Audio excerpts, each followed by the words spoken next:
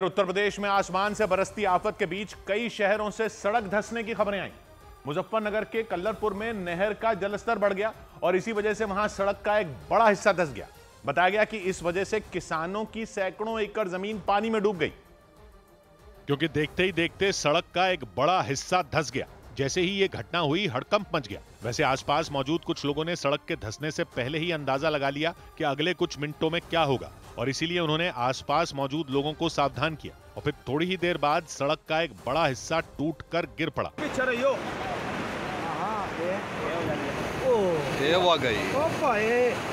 ये सिलसिला यही नहीं थमा, क्योंकि बिल्कुल बीच से धंसने के बाद सड़क का दूसरा किनारा भी पानी में गिर गया। थोड़ी देर बाद सड़क का बचा कुचा हिस्सा भी गायब हो गया और नहर का पानी सड़क के धंसे हुए हिस्से से बहना शुरू हो गया और तेजी से खेतों में घुस गया।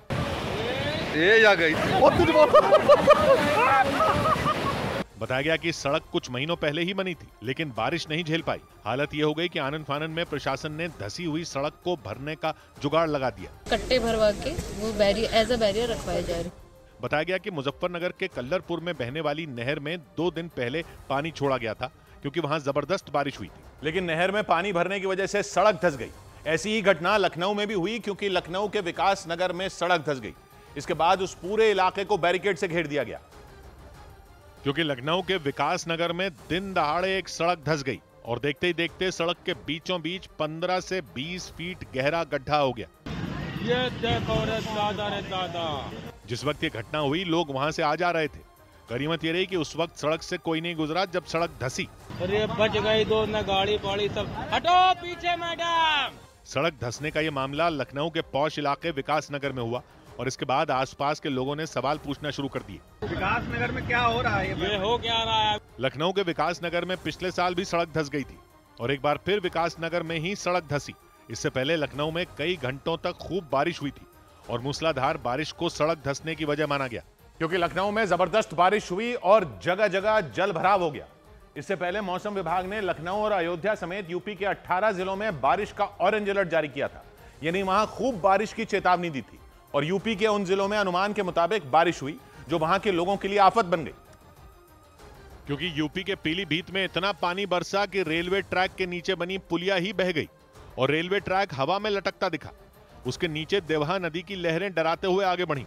इसके अलावा पीलीभीत में कई इलाकों में सड़कें कट गईं, या यूं कहें कि नदी के पानी के साथ बह गईं। नतीजा ये हुआ कि कई गांवों का संपर्क टूट गया। तो वहीं रायबरेली में जबरदस्त बारिश के बीच रेलवे स्टेशन के टिन के शेड से पानी गिरना शुरू हो गया, जबकि रायबरेली के रेलवे स्टेशन का करोड़ों रुपए की लागत लगाकर रंग रोगन करवाया गया था। लेकिन बारिश होते ही रेलवे स्टेशन पर लगे टिन शेड से पानी गिरना शुरू हो गया और लोगों को प्रशासन की मदद का इंतजार करना पड़ा। बरेली और कुशीनगर में भी बारिश ने हालात बिगाड़ दिए।